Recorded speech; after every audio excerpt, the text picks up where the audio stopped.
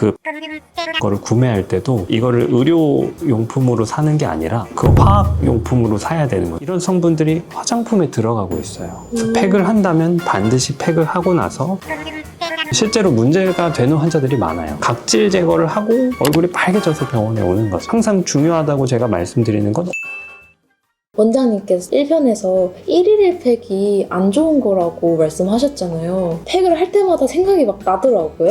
그래서 이번에는 피부에 좋을 줄 알았는데 사실 안 좋은 그런 게 더 있을까요? 일단은 피부에 뭔가를 우리가 할 때 이게 어떤 영향을 줄지에 대해서 한번은 생각을 해보고 하는 게 좋을 것 같아요. 피부에 무조건 좋다라는 보장은 없어요. 그런 상식을 많이 알고 있잖아요. 여러 가지 뭐 1일 1팩도 있고 각질 제거를 매일 하시는 분들도 있고 뭐 여러 가지를 집에서 하시는데 그런 것들이 실제로는 근거가 많이 부족하다는 거죠. 팩을 하는 게 나쁘다라는 것보다는 팩을 어떻게 하는지의 문제일 수도 있어요. 팩을 왜 하는지, 팩을 하면 어떻게 해야 되는지 이런 것들을 알고 하면 좀 좋지 않을까 이렇게 생각이 돼요. 작가님은 팩을 어떻게 하고 계세요? 팩이요? 이렇게 뒤에를 읽고 아니, 그러니까 매일 하고 계세요 지금? 그건 아니잖아요. 그렇죠? 맞아요. 각질 제거를 한번 하고 수분을 넣어줘야 된다고 하더라고요. 그래서 마스크팩을 한 일주일에 한 번 정도 합니다. 어떤 이론적으로 볼 때 각질 제거를 하고 뭔가를 좀 넣어주고 하는 것들이 틀린 말이라고 볼 수는 없는데 그냥 제가 보는 관점에서는 굳이 그걸 해줘야 되느냐의 문제인 거예요. 팩을 하는 목적은 보습하고 연관이 돼요. 뭔가를 이렇게 덮고 있으면 실제로 흡수율이 좀 올라갑니다. 물을 피부에 좀 깊숙한 곳까지 이렇게 젖어 있게 만드는 게 팩을 하는 목적이에요. 보습이라는 이름이 왜 붙었는지를 좀 생각을 해봐야 돼요. 보습이라는 한자 뜻은 수분을 보호한다는 뜻이에요. 수분을 공급한다는 뜻이 아니에요. 팩을 한다면 반드시 팩을 하고 나서 보습제를 발라주는 게 맞아요. 보통은 팩을 하고 떼면 좋은 에센스 다 바르고 끝나잖아요. 제 의견이지만 그 에센스가 과연 무슨 역할을 할 것인가? 저는 별 역할을 못 할 거라고 보거든요. 팩을 한다면 그냥 그렇게 뭐가 발라져 있는 거 말고 그냥 말 그대로 수분만 넣어주게 할 수 있는 식염수 팩 이런 것들을 권하기도 해요. 그냥 거즈에다가 식염수를 부어가지고 적셔가지고 그냥 덮고 있는 거예요. 10분 정도. 수분 보충용으로요? 오랫동안 덮어놓으면 피부가 좀 더 깊게 젖어요. 더 깊게 젖으면 더 많이 보습제를 발라줘야 되는 거예요. 이렇게 하면 그래도 좀 팩을 문제 없이 할 수 있는 방법이 되기는 하죠. 근데 이거를 제한하자는 거예요. 1일 1팩은 안 되고 피부가 그걸 할 때마다 변화를 겪어야 돼요. 피부 입장에서는 물을 넣어주는 게 엄청 좋은 일은 아니라는 거예요. 그래서 이거를 매일 하면 피부는 온도가 떨어지고 습도가 올라가고 하는 변화를 맨날 겪어야 돼요. 온도가 떨어지니까 이걸 보상하려고 할 거고 그래서 혈관이 늘어나요. 이것 때문에도 혈관이 살짝 반응을 하는 거죠. 그러면 그 1편에서 말씀하셨던 민감성 피부한테는 더 안 좋겠네요. 그렇죠. 문제는 그분들이 팩을 더 필요로 한다는 거예요. 왜냐하면 저녁에 되면 얼굴이 화끈거리니까 꼭 이거를 가라앉히고 싶거든요. 그래서 오히려 그것 때문에 혈관이 더 늘어날 수 있다는 거예요. 그래서 이 홍조 환자분들한테 이 식염수 팩을 제한적으로 하시라고 권하는 거죠. 근데 굳이 피부가 좋아지려고 팩을 찾아서 열심히 하지는 말라고 하는 거예요. 그게 제가 권하는 겁니다. 어쩌면 그 1일 1팩을 의심하지 않고 저처럼 그냥 다 하라니까 다 좋다니까 그냥 따라하는 그렇죠? 게 문제일 수도 있고. 뭐가 좋다고 생각하면 사람들은 자꾸 이걸 따라서 하는데 맞아요. 어떤 의미에서는 꼭 안 해도 되는데 하는 거죠. 팩을 하면 안 된다기보다는 팩을 생각보다 많이 제한해서 어느 정도 룰을 정해놓고 해야 된다. 이 정도로 이해를 하면 될 것 같아요. 그 원장님 팩 안 하세요? 저요? 저는 한 적은 있죠. 1년에 한 번 정도 하나? 예를 들면 이제 뭐 여행 갔을 때 10분 정해서 하고 보습제 바르고 딱 그 정도 제한을 주고 하자고 하는 거죠. 피부과 의사가 말하는 팩하는 법. 1일 1팩도 문제인데 사실 진료실에서 볼 때 각질 정리를 하는 분들이 굉장히 많거든요. 저는 이거는 거의 하지 말라고 해요. 그냥 아예 하지 마시라고 합니다. 왜요? 저 초반에 일주일에 한 번씩 한다고 말씀드렸는데.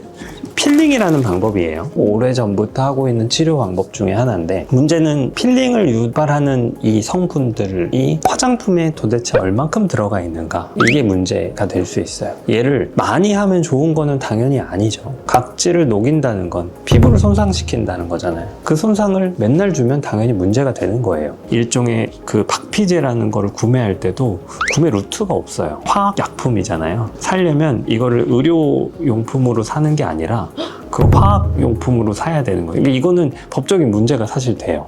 이 정도로 이게 의학적으로 아직 완벽하게 딱 가이드라인이 없어요. 근데 이게 이런 성분들이 화장품에 들어가고 있어요. 병원에서는 10몇 프로짜리 뭐 이런 걸로 하는데 정말 잠깐 노출시켜요. 바르고 바로 닦아요. 그 정도로 짧게만 노출해서 박피 효과를 약하게 내고, 사실 여드름 치료용으로 많이 쓰죠. 근데 이 여드름 치료용으로 박피를 사용한다는 것 때문에 화장품으로 그거를 누군가 만들었겠죠. 피부에 각질을 정리해주고 깨끗하게 해주고 이런 이미지를 갖게 되잖아요. 근데 각질이 일어나면 피부도 까칠까칠하고 화장도 안 먹고. 그렇다고 걔를 날려버리면 되는 건 아니잖아요. 제가 저번 영상에서도 건강한 각질층은 아주 컴팩트하다고 얘기를 했는데, 건강하지 못할 때는 각질이 좀 약간 쌓여 있어요. 표피의 두께도 일정하지 않고 거기에 비례해서 각질층도 두꺼운데, 이 두꺼운 각질층이 기능은 못하고 두껍게 쌓여 있기만 하니까 여긴 당연히 건조해져 있겠죠. 이거를 각질이 없어질 정도로 다 날려버리면 이 피부 장벽은 그대로 날려버리는 거랑 똑같아요.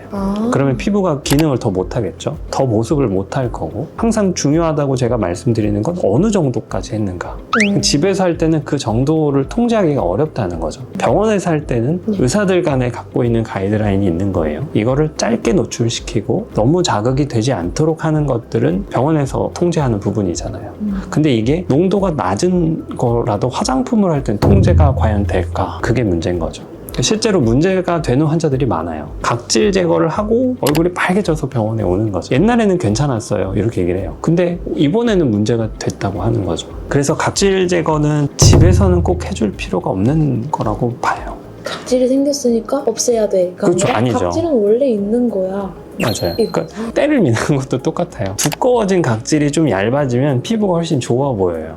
때를 미는 것도 사실 의학적으로 볼 때는 꼭 해야 되는 거는 아닌 거예요.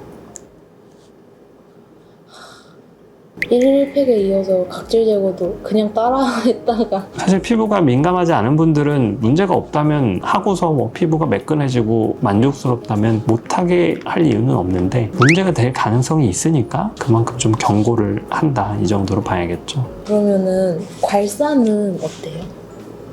괄사가 뭐예요?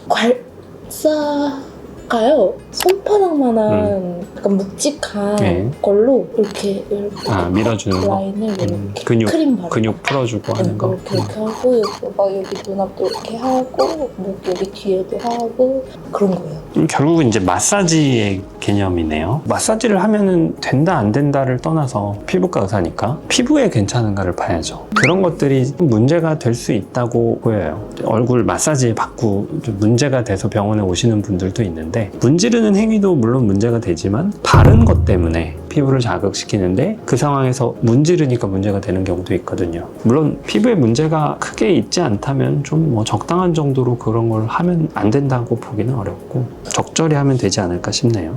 괄사를 하는 목적이 턱에 있는 근육을 풀어주는 거라면 병원에서 하는 보톡스가 같은 역할을 하거든요. 보톡스를 하는 게 좋다 나쁘다를 떠나서 목적을 달성하기 위해서는 그 방식이 훨씬 더 안전하고 좀 더 확실한 방법이 아닐까 싶어요.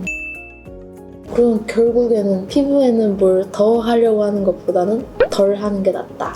그렇죠. 피부가 어떤 영향을 받을지를 한번 생각을 해보는 게 좋고, 실제로 이거를 과하게 해서 피부에 문제가 되는 그런 사례들이 꽤 많이 있고, 더 좋아지기 위해서 할 수 있는 거는 제한적이기 때문에 오히려 문제가 될 수 있는 것들을 줄이는 데 초점을 맞추고 피부 관리를 했으면 좋겠다 하는 게 제 의견입니다. 오늘도 기억하겠습니다.